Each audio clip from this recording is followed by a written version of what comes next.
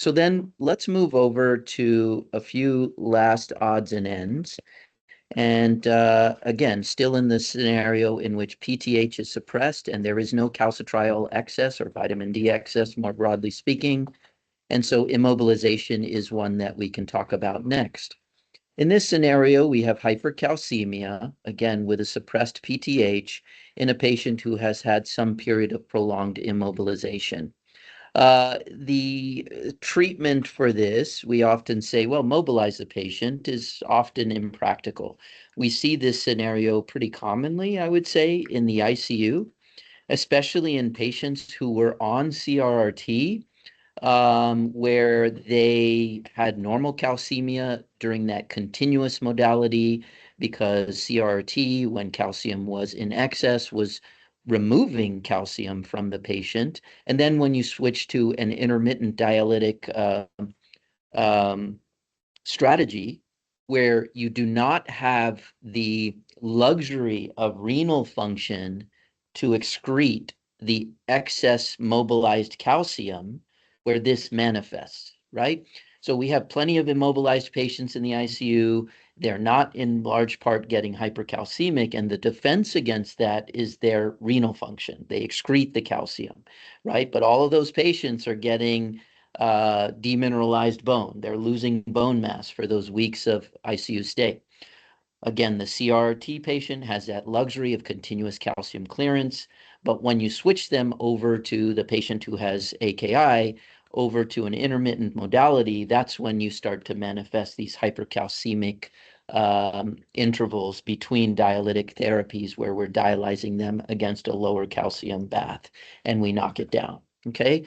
I would say, I guess, for my own opinion, that I tend to consider anti-resorptive agents in these patients because we are, as an alternative, simply dialyzing the calcium off and presumably accelerating bone loss in that scenario. If you again presume that these patients are having already significant negative calcium balance, at least from a bone standpoint, if you're also dialyzing them against a low calcium bath, you are accelerating that bone loss. So I tend to lean towards a strategy where I consider anti-resorptive therapies. Theoretically, denosumab would be preferable over bisphosphonates because the duration of effect is not quite as long or significantly shorter than bisphosphonates, which can remain in bone and affecting bone physiology for over a year.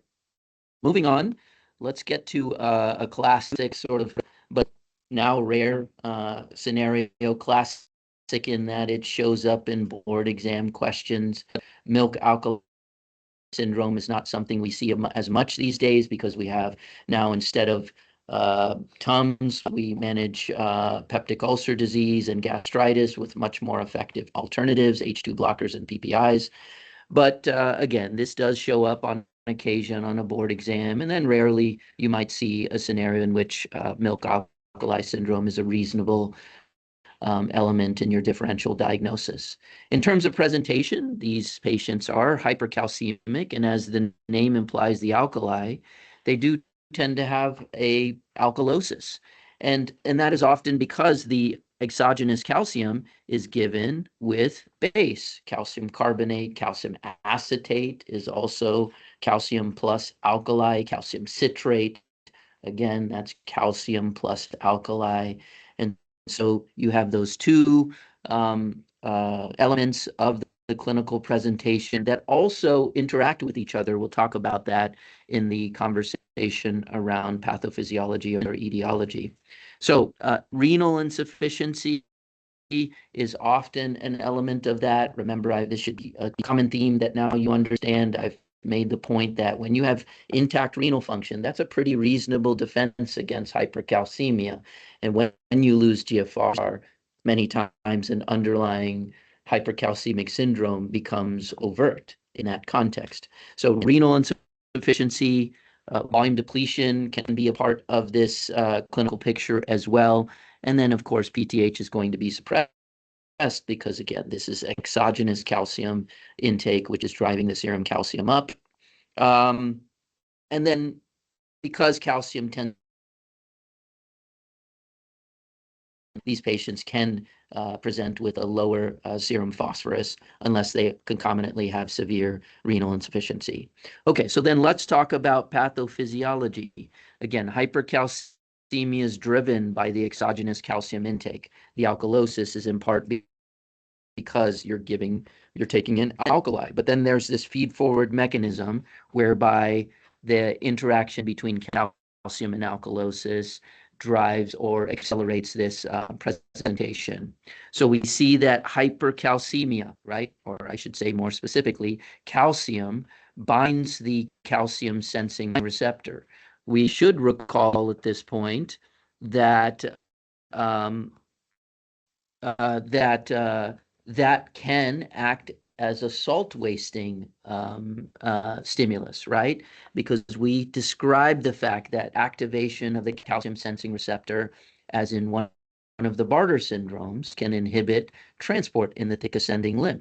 So that hypercalcemia activating the calcium sensing receptor will tend to worsen the volume depletion, right?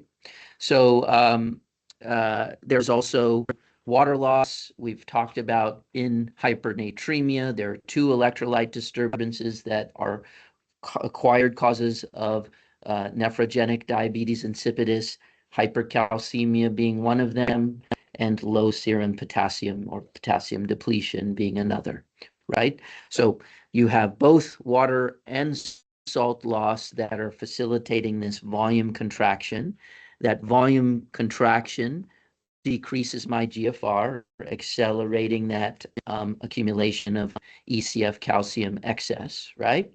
And then remember, we talked about maintenance factors in alkalosis, right? I told you that if I assault you with alkali therapy, you don't get alkalotic unless you have maintenance factors. What were those maintenance factors that we talked about? One of them is decreased GFR.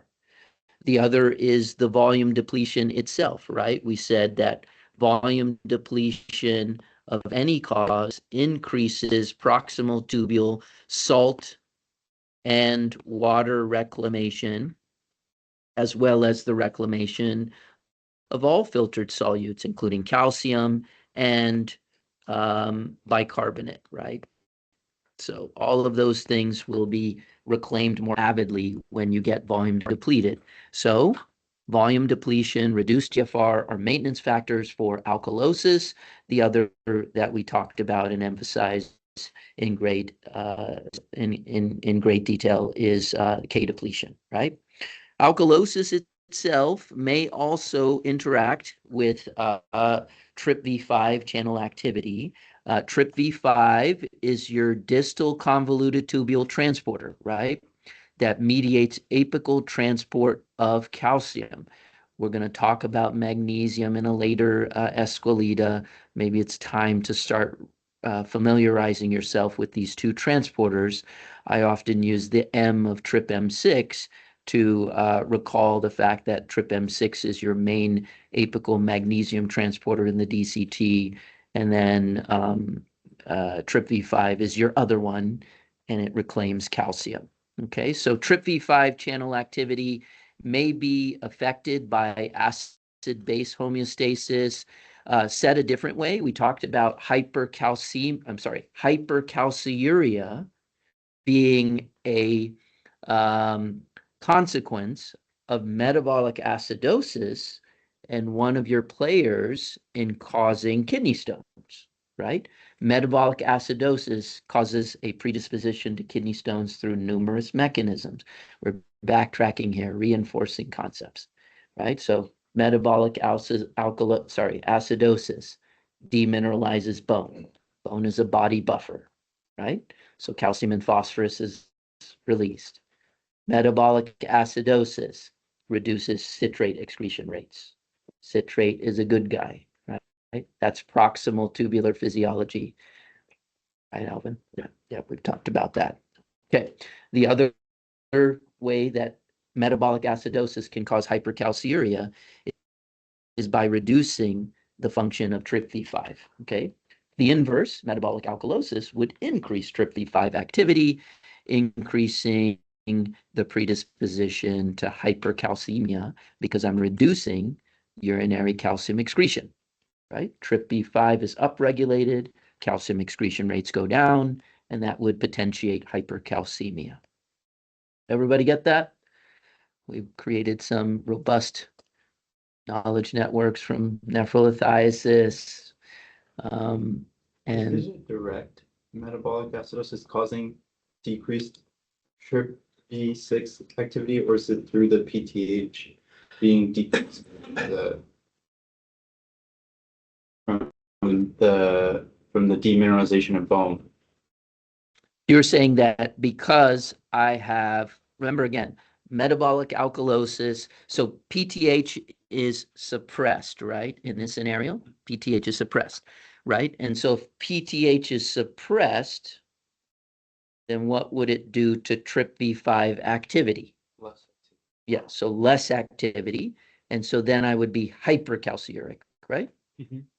Oh, I'm asking if metabolic acidosis does it Metabolic acidosis. Okay. does it directly by directly reducing TRPV5 activity, or does it work through the PTH mechanism? So then I think you'd have to map that back. Do you have changes in PTH in the setting of metabolic acidosis? And I would say that that is not a meaningful effect. Nobody sort of, yeah, I think I would say it that way. Right. There may be subtle effects. It is true that PTH might go up as bone, sorry, might be suppressed as bone is demineralized, but those are subtle effects on a hormone that has a half-life of minutes and that varies throughout the day, right? If I check PTH on you 6 times today, it will not be, 40, right? It's going to be up and down throughout the course of the day. So I don't know that the effect of metabolic acidosis on PTH is meaningful enough to have a sustained effect on TRPV5 channel activity. Right. Fair enough. Okay. So thyrotoxicosis, let's move on. That is one of the potential causes of hypercalcemia as well. This too seems to be a phenomenon in which osteoclast activity is upregulated, resulting in demineralization of bone and hypercalcemia. Now, we generally think that this shouldn't be subtle hyperthyroidism, but rather should be pretty significant before we're invoking this as a cause of hypercalcemia, except maybe if I have a immobilized patient who also has mild hyperthyroidism, then that could be a sum total of events that predisposes to hypercalcemia. Pheochromocytoma is also an interesting one. In this case, it seems to be in some part related to a PTHRP overactive production of PTHRP.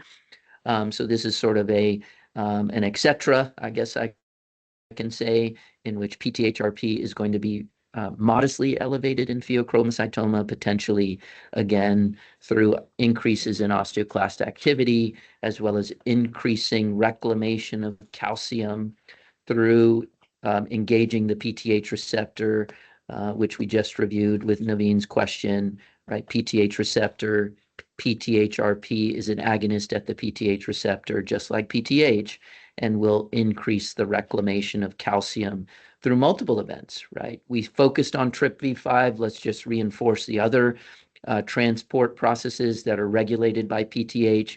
We increase the production of calbindin. Calbindin is a protein that binds calcium in the cell, keeping the intracellular calcium concentrations low, and that would facilitate calcium movement across the apical membrane. It's also a necessary process for maintaining order throughout the cell, right? Calcium is a regulator of multiple cell processes, and intracellular calcium increases would also be a signal for cell death, programmed cell death. So this is important to keep intracellular calcium concentrations very low.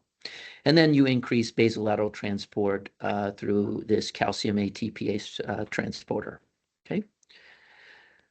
All right. Vitamin A intoxication may also be a bone resorption phenomenon. It's pretty rare. We invoke it. But adrenal insufficiency Sorry for the mishap here in the indentation. This should be indented over. So we see that, again, this is distilling down to a scenario in which there's a deficiency in bone resorption. Excuse me, there's a deficiency in bone formation. The net results in a net bone resorption, right? You need some baseline glucocorticoid activity to maintain normal osteoblast activity. And then if you do not have that, the osteoclasts win out, and I develop a typically mild hypercalcemia. Patients with adrenal insufficiency will be predisposed to volume depletion that would reduce GFR and increase proximal tubular calcium reclamation, right? Volume depletion of any cause. Okay. Now, of course, corticosteroid or glucocorticoid excess is a net causes a net loss of bone. Again, you need some modest glucocorticoid activity in order to maintain normal osteoblast activity. Everybody good with that?